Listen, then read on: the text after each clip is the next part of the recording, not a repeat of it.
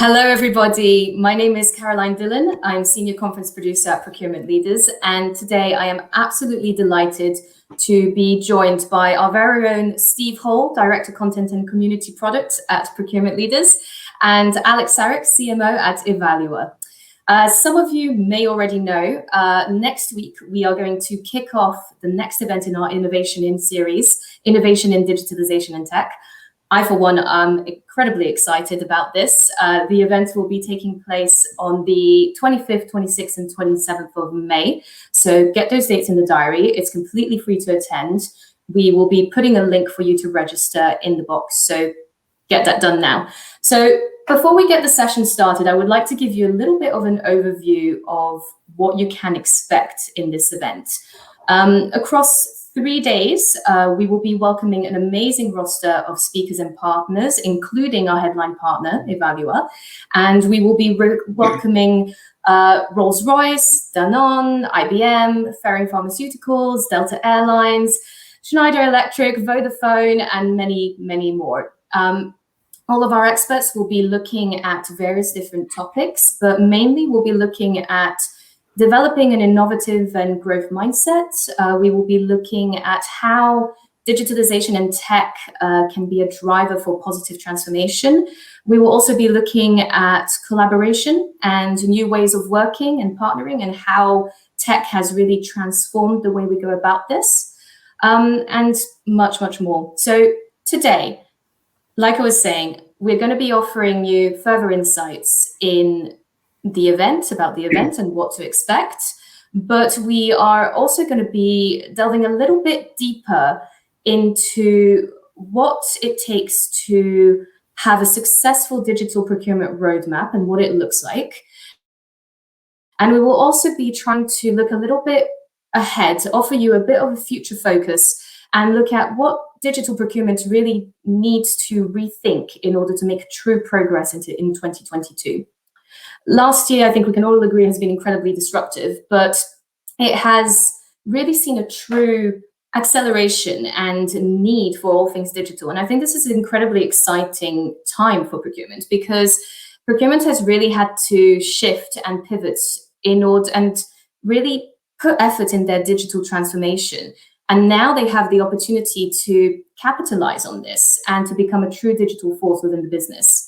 So I think I've waffled on for long enough, guys, and I would like to kind of hear from you. You are the experts here. So with all of this in mind, Alex, let's start with you.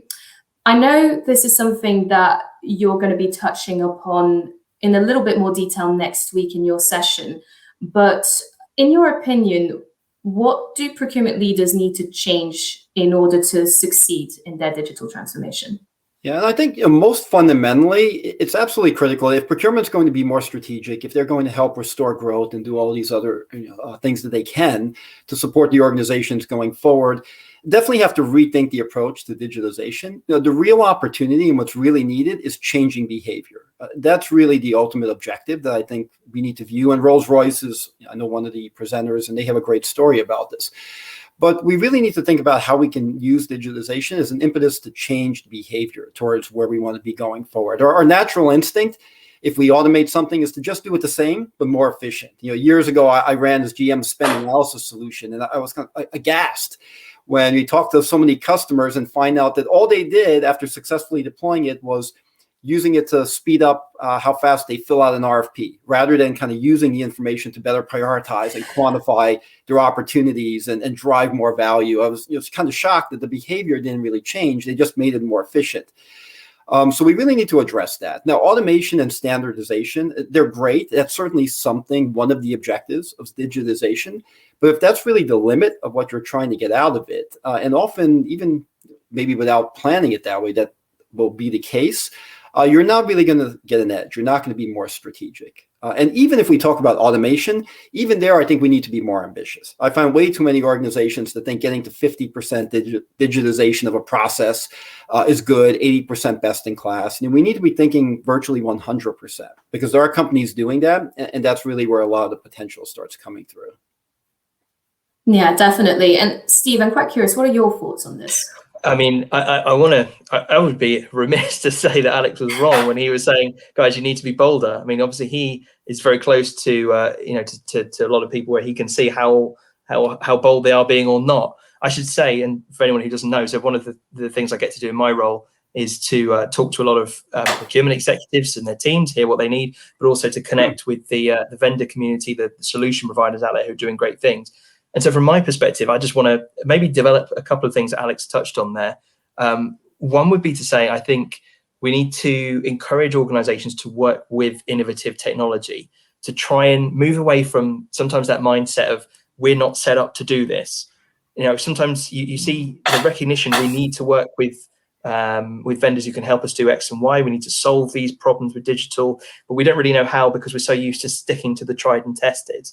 And if you mentioned, Caroline, right at the start, if we want to talk about what you need to start doing now to get ready for this bright future ahead, it would be to consider the things that Alex was saying there about where you can focus on digitalizing and really being innovative in your approach to it. But also, I think just losing this idea of we can stick to the tried and tested, we can stick to the safe path. I think we need to be bolder. I think when we look at organizations, I mean, we did a report earlier this year into the digital landscape, and about 3/4 of them were saying to us that they had the platform established in order to go out and to begin and to improve upon their digitalization efforts. They felt that they kind of had the base there. So I think what we're seeing is a lot of organizations who are saying, yeah, we figured out a lot of the basic pieces, but we're now kind of waiting for this moment where we go on to really kind of do something more innovative and brighter. And I think, to Alex's point, why wait? Now is the time to be a bit bolder, to start thinking about which business problems you really can go after. And I'd be interested to see how they do that. No, completely agreed. And I think, Alex, you actually mentioned this. Yes, we do on day one have Rolls-Royce who will be coming in, and they will be looking at, this idea of change, and they will be focusing a little bit more on the idea of leadership and, growing your teams and really building your people. And I think this actually supports quite well, the idea that you guys have been pushing. At the end of the day, it's that golden triangle. You need to have the people, the processes, and the tech. The tech is an enabler. You can't just have one without the other. And I think with this in mind, Alex, for you, what are the main priorities, so to speak, that procurement leaders should be looking at here in order to really ensure they possess these right capabilities and processes to help support this transformation? Yeah, and if we view behavioral change as kind of the end goal, that it has significant implications for the people and technology. And I think from the people, the top thing is to re-envision what's the behavior, what's the processes, how do you want people to behave going forward to achieve your objectives? I really think through that. I think it's essential. For example, a common one is closer engagement with the rest of the business. That's something we know most organizations are looking to do. And a top strategy for so many of the strategic objectives is better collaboration with suppliers. So that often is one of these objectives that they want to drive from it. If that's the case, how do you envision that? What's the process? How do you view that? Identifying that upfront early in the process is key, and then thinking through how am I going to demonstrate that to the organization? You may have it in your mind, but people don't suddenly change just because you roll out a system or have some initiative. So how are you going to demonstrate it? How are you going to incentivize? Make sure that you plan those incentives upfront so that people are actually motivated to do the right thing rather than against their interest. Maybe it's a cost-dominated KPI. That's a key thing to focus on. And then don't forget that part of people is also external to the organization. I find in surveys we've done, less than a third of organizations have a customer of choice program. And I think there's a bit of an assumption, especially if you're a large organization, that, well, if we're going to collaborate more effectively, the suppliers will willingly embrace us. But they have limited time. They've got to focus too. They can only share their innovations with so many organizations. So you need to make sure that you're also incentivizing them. You make it in their best interest to collaborate. You make them want to collaborate with you. Are you paying them on time, giving them visibility in the payments? It's the top issue that suppliers consistently point out that makes them willing to collaborate more closely with one of their customers. So you need to make sure you're thinking about, how am I going to demonstrate? How am I going to incentivize the organization? How am I going to incentivize the external audience? All, of course, keeping in mind the behavior that you want to have going forward is kind of the first goal or first step, I'd say. So I mean, Caroline, if you're happy for me to add to that. Go ahead. Yeah. I can tell you, exactly what Alex said is the sort of thing that we hear when we talk to, leaders within our network. And maybe I can give you a few kind of specific points from what we've heard around that kind of, so starting with the behaviors, right? We've seen organizations that find ways to kind of embrace a culture where failure is possible. That's often important. So, you have the opportunity to test and to move more quickly because you don't have to get the entire world on board before you make any sort of decision or test. That's a culture that, we've seen coming in from more tech industries, but it's starting to play out in some of the more effective procurement organizations. I suppose another piece is understanding users. I really want to highlight that. I mean, even just down to the word users, procurement is very used to, I guess in old school, kind of serving those, in the organization who maybe in previous years sort of sat above. Organizations are changing. They're not set up in that way as much. And sure, you may still have, for argument's sake, you may still have the CFO, maybe your boss, but you have users and stakeholders all over the company, and you've got suppliers that you need to work with. And the organizations that are able to understand their needs, understand how to drive adoption amongst them, these are the ones who can really make progress. And guess what? That's a different skill set a lot of the time than a lot of procurement teams have had within them. And I suppose the final one I wanted to really draw on is kind of, I guess it relates a little bit, but leading rather than being led. And, this is just back to this really fascinating time that we're in for procurement, where, procurement is driving growth. Procurement is leading things like the ESG agenda and thinking about sustainability and ethical supply chains. Procurement's in this position to lead, but only if it is prepared to kind of step up and drive change within the organization rather than being driven by it. We're certainly seeing that in organizations setting up agile workflows and pods, things like that, and the way they work, and being able to be a key part of cross organizational teams that drive things like ESG. It's procurement being involved, making decisions rather than having those sort of handed down to them. But that starts with procurement taking that step. And I don't think you can do any of this without developing skills. Alex touched on a lot of those that you need there. And I think, again, we're talking about what's going to happen next year. It's focusing on what are those skills? Do we have them in the organization? Because if we don't have them now, we need to get them now.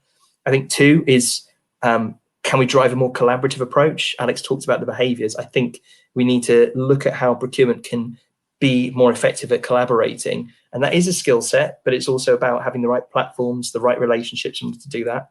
And I think finally is that specific business need. I think procurement needs to be able to understand where it can support stakeholders' need very specifically in order to drive real business results. Again, rather than deferring back to we're the cost cutters, that's what we do. And again, that's change. That needs to be that change that Alex was referring to. So there's a lot on the plate, but I think this is where they need to be looking at now if we're really going to talk about what planning for a successful 2022 looks like. Yeah, definitely. And I think I completely agree with you, Steve, there. And I'm actually quite happy that you mentioned collaboration, because that's something else, just a very cheeky plug here, that people can be looking forward to for our event. On our day 3, we're going to be looking at exactly that. We're going to have, our experts from Danone, IBM, we're going to be Vodafone. We're going to be looking at very much at rethinking and repositioning, the business plan surrounding collaboration and business partnership and how differently we can go about things. And actually, we've talked a lot about, the people and the process, but at the end of the day, the tech, as much as it's maybe only an enabler, it's still really important. So I would like to kind of take us a little bit down that route and looking at where technology fits in all of this and what changes and implications, I guess, should the function be considering. Alex, maybe we can start with you. Sure. And technology, like you said, I mean, it's a critical enabler. It doesn't by itself do anything, but you need technology increasingly to do all these different things that we need going forward. And the most fundamental requirement is make sure that technology is going to support the processes, the behaviors, all the types of activities that you want going forward. And we talked a lot about collaboration, and I know the new study Procurement Leaders released, it was top of the list. It's kind of a top strategy. It's something that organizations need to do to help organizations restore growth with suppliers as well as internally. If that's the case, then make sure that technology supports that. The top obstacles typically are to collaborating, or can we securely share information? Can we communicate with all the stakeholders? Can we work together on action plans, improvement plans, if we're driving incremental sustainability improvements or launching new products? So technology has to support that. And you have to be very careful, because a lot of technology is very siloed, whether it's a best of breed approach or a cobbled together suites. And remember, collaboration doesn't begin and end with sourcing or SRPM or P2P. It's transversal. So you need to really make sure that technology is going to support it. And related to that, be careful with cloud. We've all moved to the cloud. Ivalua is selling a cloud-based solution, but we have to be smart, because cloud has been extremely beneficial in terms of getting quicker time to value, lower TCO. A lot of the solutions, most of them are very effective at helping reduce cost, efficiency, make the experience better. But be careful that we don't take 2 steps forward and 1 step back, because a lot of the solutions kind of give you that, but there's a cost. It's kind of the 80-20 rule, where they very quickly help you kind of get the low-hanging fruit and get that value. But then a lot of times it's that 20% or maybe the 10% that actually is where a lot of strategic value comes from. And 80-20 doesn't mean you never get to the 20. It should be you get the 80 really fast and eventually get to the 20. But if you can't support those unique categories of spend, if you can't support those unique processes, you're going to hit a wall at some point. Baylor's a great example. It's a hospital organization that we work with. And most of their spend is a lot of kind of traditional indirect. But what really added the most value, the strategic value, was the small percent of their operating room activities, their purchases, because they have this unique, complex regulatory process. And actually, by digitizing that, that's what actually freed up their staff, their caregivers, to focus more time on patients. But you wouldn't be able to do it if you were too rigid. And I think on that same point, we have to be careful with technology. Remember that technology itself is not the innovation. Technology should drive and support business innovation, but just rolling out technology doesn't make you innovative. It means you're kind of as good as everyone else. You're standardizing it. And that's kind of the other pitfall is, we want something quick and easy, and everyone does, but you don't want to do that at the expense of then having the flexibility when you have a great idea later on, when your requirements change. So we have to be very careful, make sure that the technology is supporting the processes we want, whether it's collaboration or some other type of activity, and that it's going to drive those initial results, but still support you to get the harder categories, the more strategic processes. And when you have a really great, crazy idea, I know recently I mentioned an example of a sprint that they thought about using their e-sourcing technology to forward auction their used handhelds. They made $1 billion in incremental revenue a year by doing that, but it required the right flexibility to be able to turn the technology around.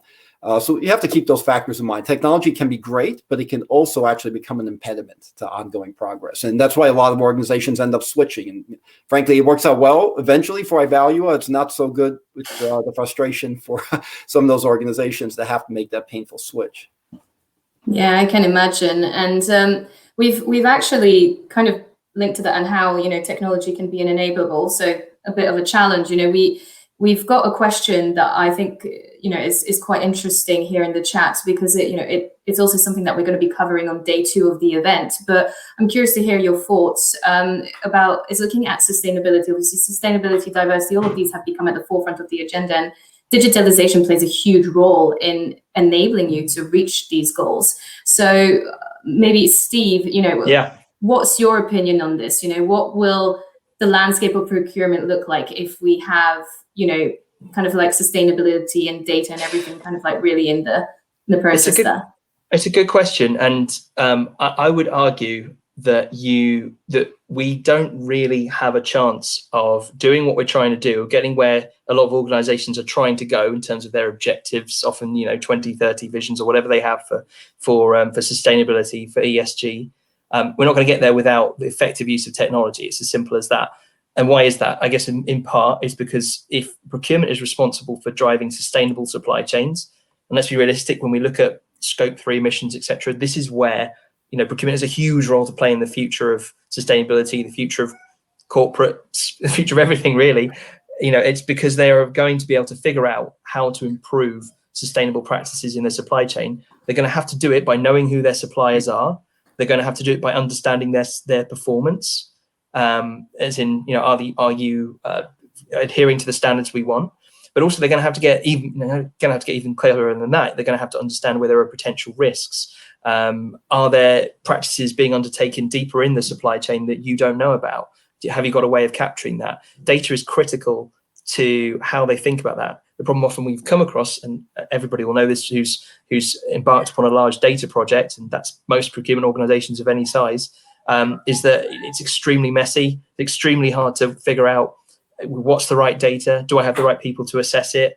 How do I trust this data and make sure that it's reliable, clean, etc. So procurement has got some big challenges, because these are things that we've been wrestling with for years, but now there really is there is that motivating force in that your shareholders, quite possibly, depending on your industry, they're coming to you saying, how are you going to address this? For procurement, your main weapons in order to do it are the relationships with your suppliers, the ability to know who they are, what they're doing, and who they're working with, so that you can influence that as well.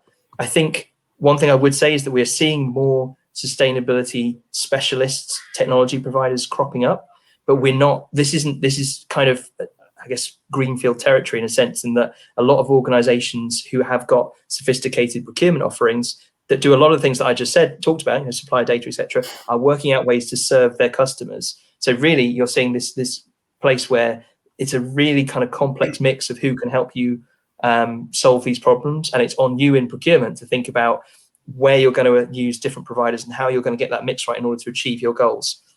Yeah, I think it's one more lever actually kind of driving this different type of behavior we need to actually put in place, both from how we're engaging and also the transparency there. Because, I mean, the reality is, yes, you can pick more sustainable suppliers and drive some quick improvements, but no one right now is where we really need to be. So it's really going to fundamentally be more on how do you engage to drive continuous improvement. And that requires more collaboration. Steve, you mentioned about getting into the sub-tier. It's a huge issue from risk. We saw that during the pandemic. It's a huge issue if we're looking at the overall sustainability of the value chains. And that requires extra transparency. But you've also got to work together, because you're going to be dependent on the suppliers to inform you about who they're working with. And then you can pull in third-party information. So we need to work in a much more connected way in terms of connected information, but also connected individuals as well. Agreed. And Steve, you guys mentioned that you have been working on a report together. Yeah. So I was wondering if you could maybe tell us a little bit more about that. Yeah, no, I've been champing at the bit to talk about. I know, I can see that. Alex and I were referred to a number of times, I guess, the responsibility that's on procurement and the opportunity within procurement to take a more advanced role in the organization. And I think one of the key things Alex said, as I saw it, was that technology it helps you get there. It isn't that it doesn't solve the problem unto itself, but it's the thing that helps you get there. And I think that when we're looking at what the possibility of procurement, we're seeing more organizations than ever having a role in driving business growth. We put together a report about how procurement is an enabler of business growth, and we're seeing that more and more within our network, that procurement is the driver, and of course then technology is plays a key role in setting that up. So procurement can do things like enable supplier innovation, and we're seeing that again in more and more organizations. They have access to the kinds of technology that we've been talking about. They have the understanding of the business proposition. They have a way of setting it up. And we've talked about some key levers in this report about how we do it. We look at other elements too around how the metrics work, how organizations are starting to think about, how procurement reports, how it measures itself, how it sets targets around contributing to business growth. We're also seeing, areas around more traditional settings like cost optimization. Guys, if you could put a link in the in chat if you haven't already, all mentioned reports. Certainly you'll be able to download the network version of that report I'm just referring to using the link that we put in the chat there. We'd love to hear from you about it. I've definitely not done it justice in 2 minutes, but it's very interesting, I think, to think about the role that procurement plays in supporting business growth and the role that technology plays in allowing procurement to kind of unlock that vista. Definitely. So yeah, you heard Steve. Check that report out, please. We're kind of running out of time, but I'm quite keen just on getting, maybe your last thoughts, guys, and taking us back to our original question, which was, what does digital procurement need to rethink in order to make true progress in 2022?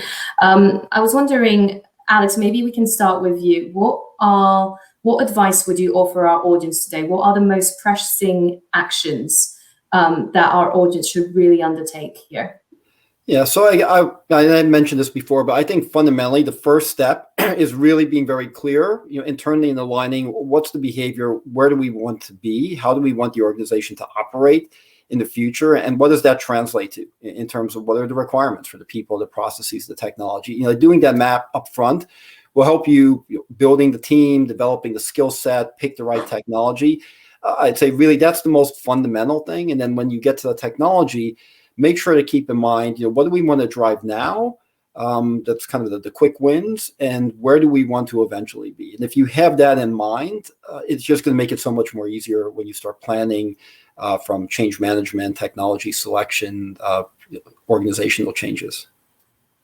Agreed. Steve, what are your thoughts on this? I mean, I don't want to just say what Alex just said. Those are all great points. So I'm going to go in a slightly different route. And so, I think if we're looking at what, people who are listening should be thinking about doing now, I think they need to look at how they can be more futures facing. Alex was talking about saying, you need to have an idea of where you guys are going. I also think, as a function, they need to be figuring out how they can spend more time learning about what other companies are doing, learning about where they could be going, learning about what solution providers are going to help them get there, things like that.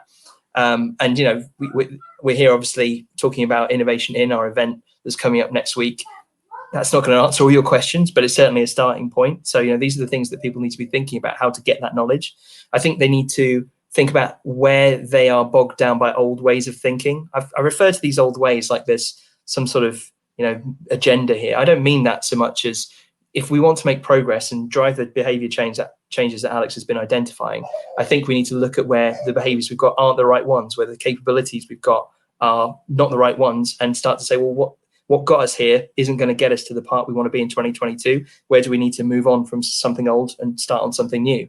And then finally, and to go back to this point, procurement is thinking about how it can support growth, how it can support ESG, all these key agendas for the business. What does that look like from a digital perspective? If that's your end goal, where can you move into those quick wins? Where can you begin setting up the infrastructure you need to be able to make those big leaps that the company is going to, if they're not coming to you for it now, they'll be coming to you for it very soon. And I think it's a case of being bold to be able to do that. So hopefully that's a provocation more than precision of steps, but it'd be interesting to hear what people think. Agreed. Brilliant. Well, look, guys, thank you so much. It's been an absolute pleasure having you here. And I am really looking forward to your session next week. So everybody, if you haven't done so already, if we haven't made it clear enough already, register for Innovation in Digitalisation and Tech. You will have the link in the chat box to do so. You will be able to hear more from Steve, more from Alex, as we look at, all of these areas, the people, the processes, the tech, the different behaviors, the need to really kind of get ahead, the need to do things differently, where, as Steve has said, we obviously don't have, it's not a one size fit all solution, regardless of what you do, we don't have all of the answers, but we are going to be able to give you some pretty decent insights. So we look forward to seeing you there. And I am really excited to welcome you all next week, and take care of yourselves. Have a lovely rest of your day. Thanks, Carolyn. Thanks, everyone, who joined. Thanks, Alex. Bye. See you next week.